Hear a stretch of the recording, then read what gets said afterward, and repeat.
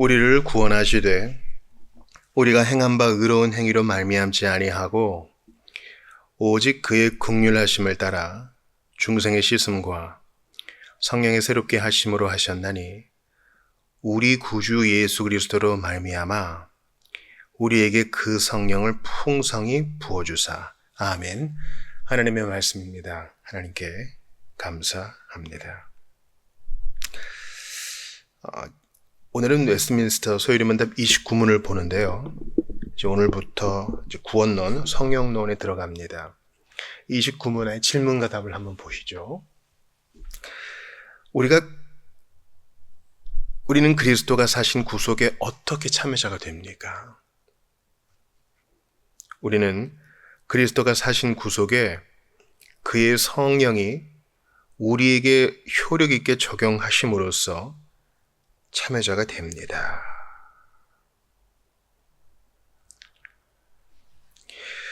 우리는 웨스트민스터 소요리문답을 보고 있어요. 이 17세기 문서를 보는 것은요, 성경 전체를 이해하는데 매우 큰 도움이 됩니다.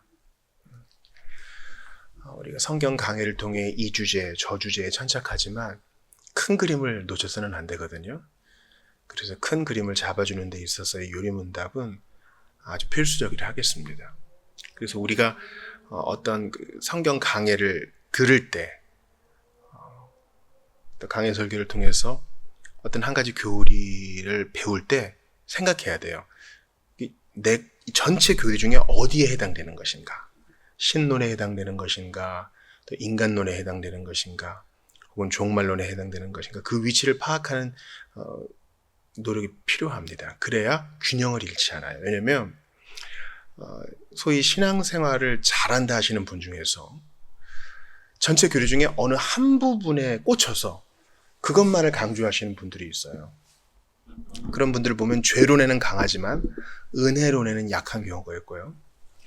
교회론에는 매우 강하지만 성령론에는 부족한 경우가 있고요. 또한 창조론, 성경론에는 매우 강하지만 종말론에는 부족한 경우가 있기 때문입니다. 신앙생활에 있어서 이 균형과 질서는 아무리 강조해도 지나치지 않을 만큼 중요하고 또 중요합니다. 우리는 웨스트민스터 소요리문답을 시작하면서 먼저 서론을 봤죠. 인생의 목적, 그리고 성경에 대해서 봤습니다. 인생의 목적, 하나님을 영화롭게 하고 그분을 즐거워하는 삶을 알려면 이제 성경에 그게 나와 있다는 것이죠. 그리고 이제 4문에서 12문까지 신론, 즉 하나님의 속성과 삼위일체 작정, 창조, 섭리에 대해 배웠고, 그 다음 13에서 20문에 이르는 인간론을 봤습니다. 즉 죄와 죄의 결과, 또 은혜 언약에 대해 봤고요. 그렇다면 그것을 해결해주는 기독론을 21에서 28문까지 봤습니다. 예수님의 두 본성 한인격, 삼중직, 낮아지심과 높아지심 이렇게 봤어요. 그럼 이제 자연스러운 논리적 흐름이 만들어졌죠. 하나님은 선하신데 우리 인간이 타락하여 깨어진 관계를 그리스도께서 해결하여 주셨다. 근데 무엇으로? 이런 질문이 나오게 되죠. 그래서 이제 오늘 보게 되는 29문부터 36문까지 이제 구원론, 성령론을 공부하게 돼요. 신론이 조금 한 문 정도 더 많고, 나머지 이제 인간론, 또 이제 기독론, 구원론이 비슷한 비중으로 차지하고 있습니다.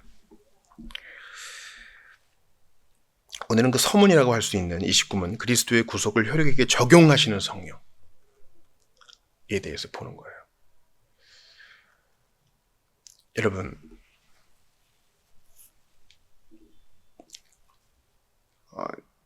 그런 의문을 가지셨을 거예요.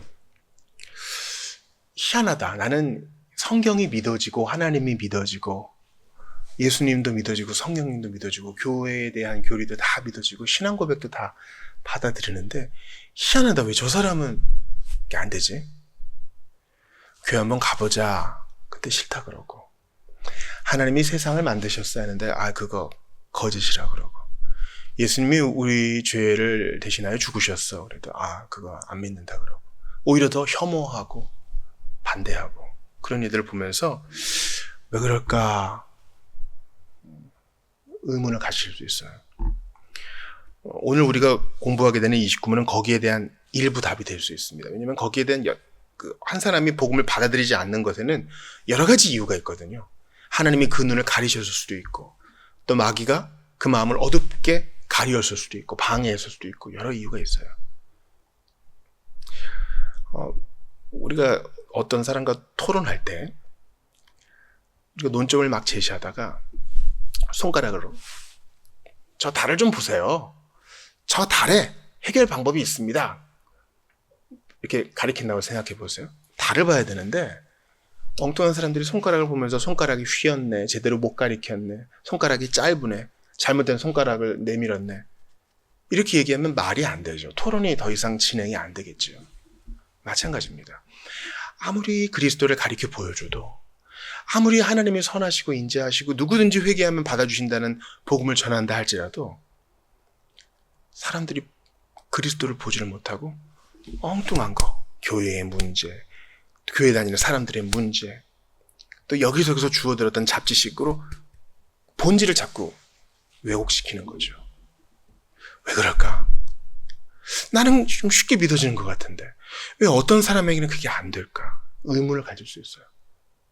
오늘 본문은 성령께서 적용해 주셔야만 진리를 깨달을 수 있다. 그것을 알려줍니다. 예수님이 행하신 일, 또 그리스도께서 획득하신 구원은 객관적인 일이죠. 예수님은 역사적으로 오셨고 실제로 약속을 성취하심으로 구속의 일을 이루셨어요. 근데 그게 지금 21세기를 사는 데게 어떤 관련이 있습니까? 즉 객관적 성취가 어떻게 우리에게 주관적으로 적용돼요? 성령님으로 말미암아. 이게 중요해요. 구속을 적용시켜 주시는 일, 주관적으로 우리 각 사람에게 적용시켜 주시는 일, 그걸 성령님이 하신다고요. 이게 아주 중요해요. 그러므로 이렇게 얘기할 수 있어요. 그럼 나는 왜 이렇게 쉽게 믿게 됐지? 나는 왜 내가 죄인인 걸 인정하고 그걸 슬퍼하고 혐오하고 하나님을 향하여 정말 의롭게 살고 싶은 마음, 그리고 예수님을 붙들고 싶은 마음을 왜 갖게 되었지? 성령께서 그것을 적용해 주셨기 때문이에요. 나에게 방점이 찍히는 게 아니에요. 성령께서 왼은의 왼사랑으로 그 객관적인 구속의 성취를 내게 주관적으로 적용시켜 주셨어요. 아, 나는 예수 믿는 가정에서 태어나서 3대 예수 믿는 가문에서 태어나서 그래서 믿게 됐어요. 이건 바른 답이 아니에요. 왜냐하면 그런 3대의 가족 중에 어떤 사람은 신앙이 아예 없는 사람도 있거든요. 성령께서 그 기쁘신 뜻대로 내게 그 구속의 은혜를 내게 주관적으로 적용시켜 주시고 그것을 믿게 해주시는 것에 대해 감사하셔야 돼요. 우리가 새벽에 이제 사도행전을 봤는데 루디아가 바울에게서 복음을 들은 사람들 중 한 명이었어요. 기도하러 왔다가 이제 모인 사람들에게 바울이 복음을 전했는데 루디아만 들은 게 아니었어요. 그런데 유독 루디아에게 성령께서 듣고 있던 많은 사람 중에 루디아의 마음을 성령께서 열어주셔서 복음을 믿게 하셨습니다.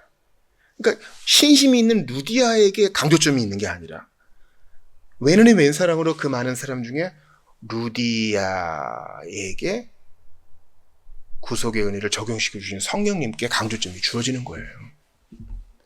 그러니까 이 은혜를 받은 사람은 왜 나만 해줘요?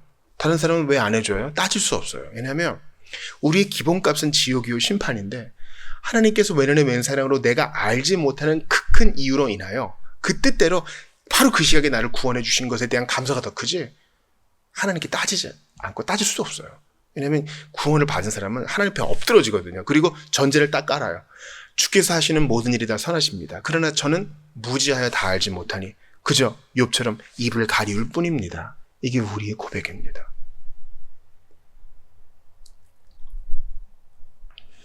그래서 우리가 성령 사역이라고 하면은요, 신사도 운동을 많이 생각하는데 또 요란한 성령 체험과 성령의 은사를 많이 얘기하는데 그것이 아니라 객관적인 구속의 사역을 주관적으로 적용시켜 주시는 거, 믿고 회개하게 하시고 말씀을 받아들이게 하시고 그리스도를 의지하게 하시고 이 모든 일을 이루시는 분이 성령님이라는 거예요.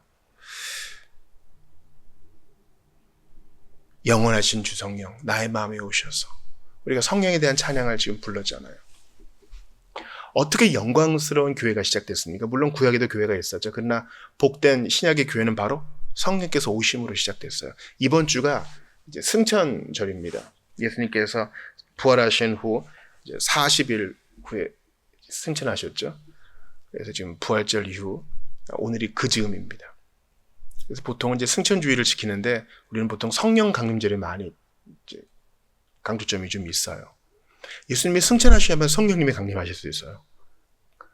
예수님이 가셔야 보혜사를 보내시거든요. 그 성령께서 오심으로 말미암아 교회가 세워졌고 내가 믿게 된 거예요. 구약 시대도 성령이 계셨어요. 그러나 희미했죠. 분명치 않았어요. 또 일정하지 않았고 특별한 때에 부어지는 일들이 있었어요. 그러나 이제 그리스도께서 구속의 일을 성취하시고 난 다음에는 믿는 모든 이들에게 성령이 내주하셔요. 내가 신심이 있고 내가 정말 눈물부에 회개했고의 강조점이 있는 게 아니라 성령께서 오셨다는 거. 믿음과 회개를 주셨다는 거. 그게 중요해요. 제가 원래 이제 29, 30분 보냈는데 이 각각이 너무나 중요하기 때문에 조금 느리더라도 한 번씩 좀 보고 싶어요. 문답을 보세요. 우리는 그리스도가 사신 구속에 어떻게 참여자가 됩니까? 그죠? 영어로는 그리스도에 의해서 구입되어진 구속이에요. 이게 수동태예요. 그리스도에 의해 구입되어진 구속. 이 구속이란 것은 돈 주고 샀다는 거니까. 이 객관적인 거. 예수님이 당신의 보혈로 또 온전한 율법의 순종으로 구속을 이루셨어요. 근데 그걸 우리가 어떻게 가냐고요. 그 구속 어떻게 내 거가 됩니까? 어떻게 그 구속에 참여하게 됩니까? 이게 질문이에요. 그러니까 이제 예수를 믿는 데 있어서 지성이 필요해요. 그냥 뭐 믿는 거야. 그냥 믿는 거야. 이거 아니에요.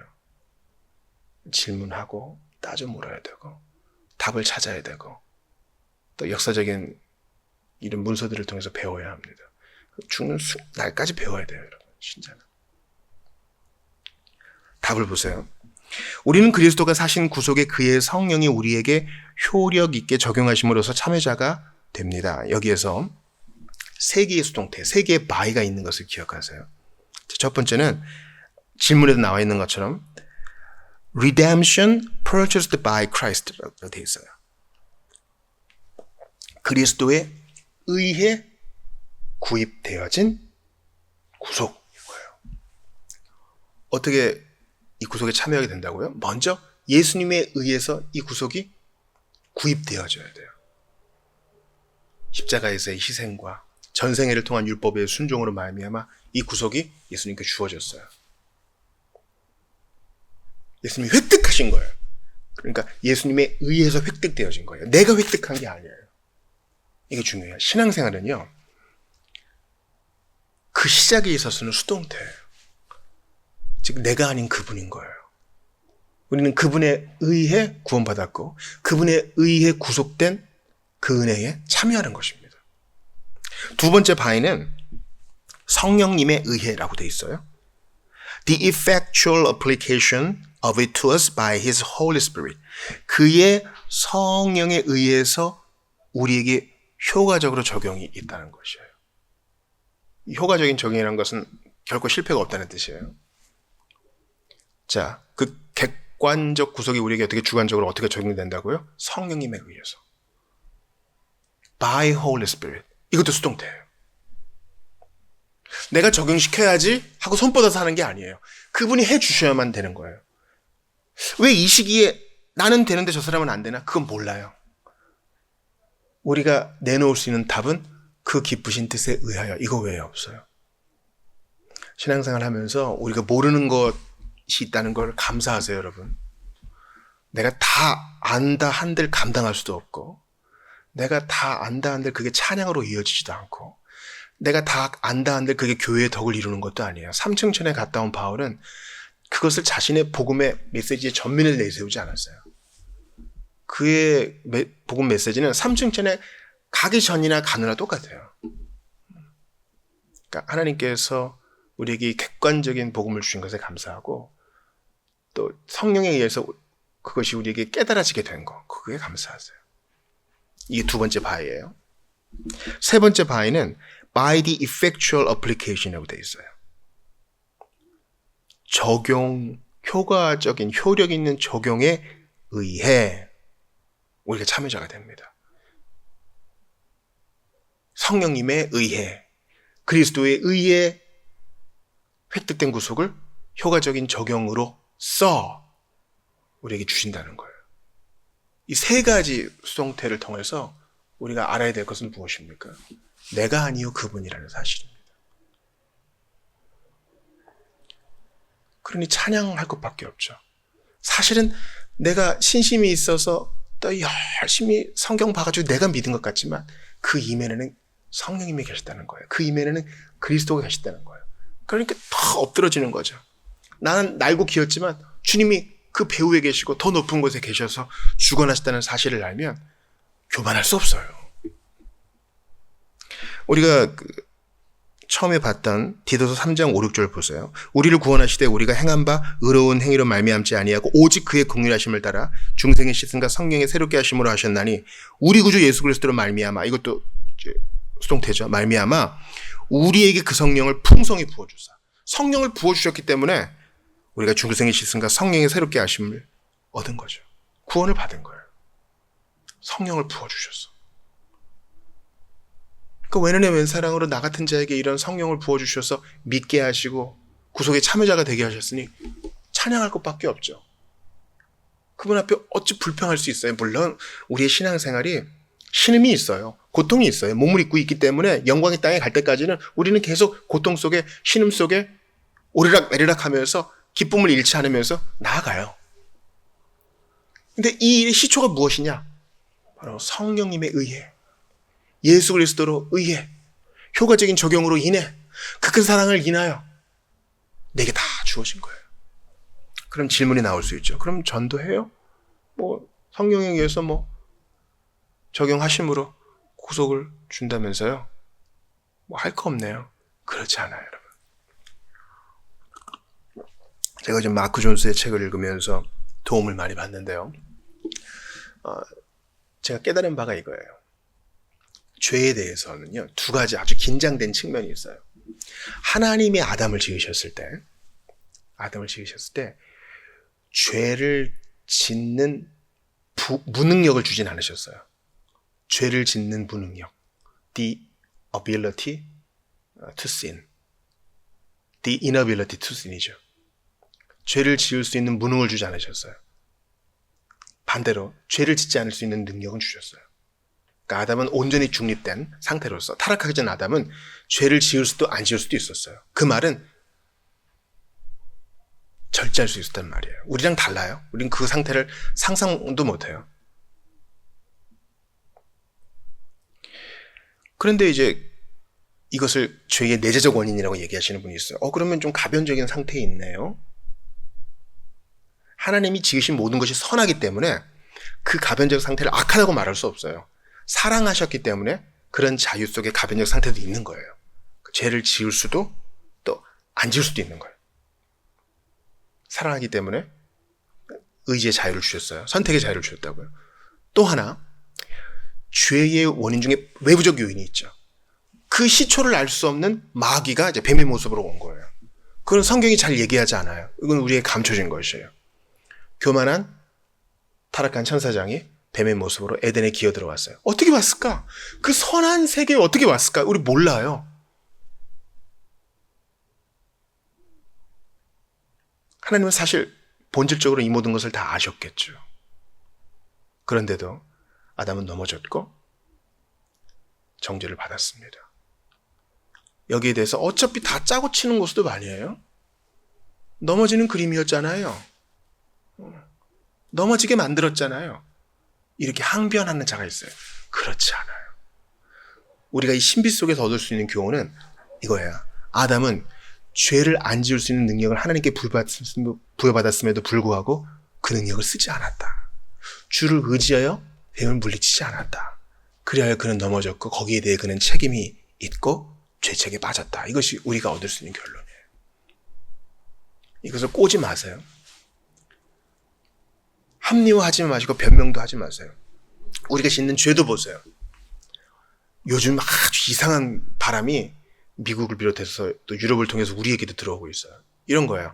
죄를 약함, 아픔, 병, 질환, 중독 이렇게 얘기하는 거예요. 죄라고 안 해요. 너무 폭력적인 표현이래요. 그리고 나는 죄인이 아니라 피해자라는 겁니다. 내가 이러한 죄라고 하는 특별한 행동과 생각을 하게 되는 것은 내가 어릴 적 가정에서 가해자가 있었기 때문이야. 그래서 난 피해자야. 난 학대받은 피해자야. 이 사회 속에서 잘못된 관념을 주입받은 나는 피해자야. 그러니 나는 회개가 아닌 치료가 필요해. 위로가 필요해. 이게 현대 사상이에요. 여기에 과감히 맞섰어요. 아니요. 성경은 한 줄도 그런 얘기 하지 않아요. 이른바 세상 법정에서 피해자와 가해자가 있으나 공통점이 있으니 모두 다 하나님의 은혜가 필요하고 모두 다 하나님 앞에 믿음과 회개로 반응해야 돼요. 인본주의적인 관점으로 봐서는 안 돼요. 마찬가지로 우리가 오늘 그리스도의 구속에 참여하는 방법에 있어서 세 가지 바위를 봤잖아요. 성령에 의해, 그리스도에 의해, 효과적인 적용으로 인해. 나 할 거 없네? 아니요. 오히려 우리에게 책임이 주어져요. 우리가 복음을 전하고 전도하고 복음을 듣는 자리에 사람들을 데려오면 하나님의 성령께서 그 일을 하셔요. 우리가 도구로 쓰이려고 한다면 믿는 사람이 생길 거예요. 그것을 보게 될 거예요.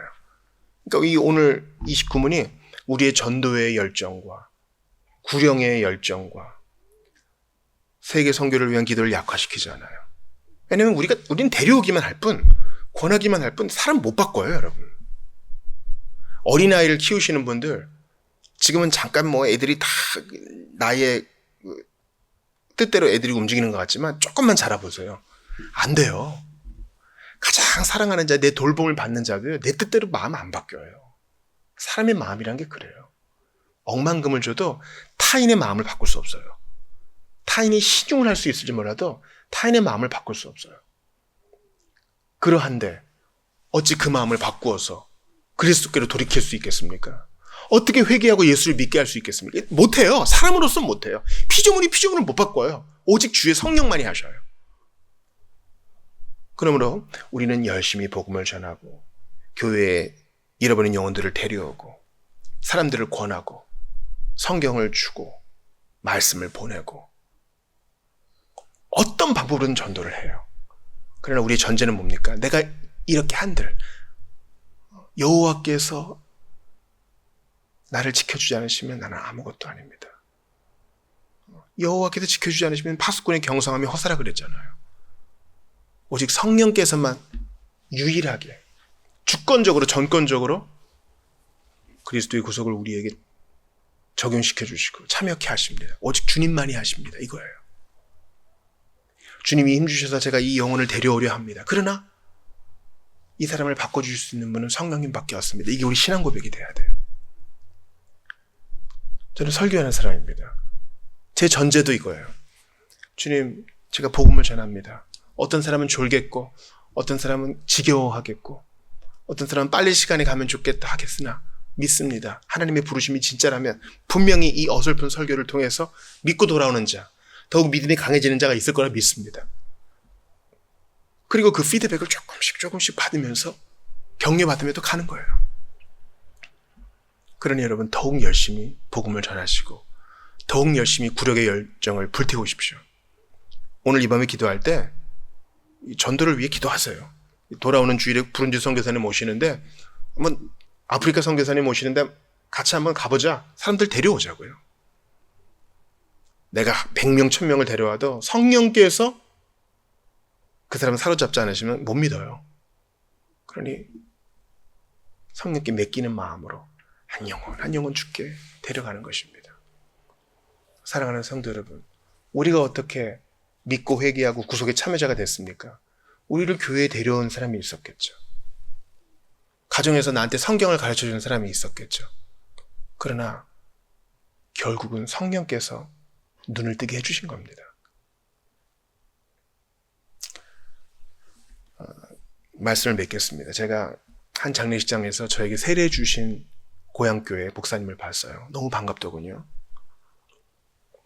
근데 제가 회심하고 나서 약간 원망하는 마음이 있었어요. 왜 고향교회에서는 내가 들었던 복음을, 이 뜨거운 복음을 안 전했을까? 왜 분방공부 선생님들은 그걸 안 가르쳐 줬을까? 왜 학생의 전도사님들은 그런 것을 안 가르쳐 줬을까? 좀 원망했어요. 그러나 세월이 좀 지나니까 그분들이 안전한 게 아니라 내가 들을 귀가 없었고 때가 안 된 거였어요. 그분들은 때를 얻든지 못 얻든지 변화하는 사람이 눈에 보이든 안 보이든 신실하게 자기 자리를 지켰을 뿐입니다. 우리도 그렇게 합시다. 아예 교회 안 가요. 저항해도 그래도 가봅시다. 권하고 끝까지 저항하면 또 다른 사람을 데려오고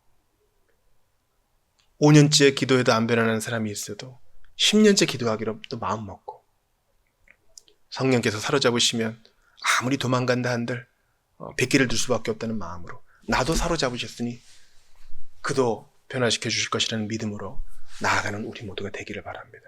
성령이 우리를 구속의 참여자가 되게 하십니다. 성령께서 그리스도에 의해 획득된 그 구속에 우리를 참여시키십니다. 성령이 효과적인 부르심으로 말미암아 우리를 변화시키십니다.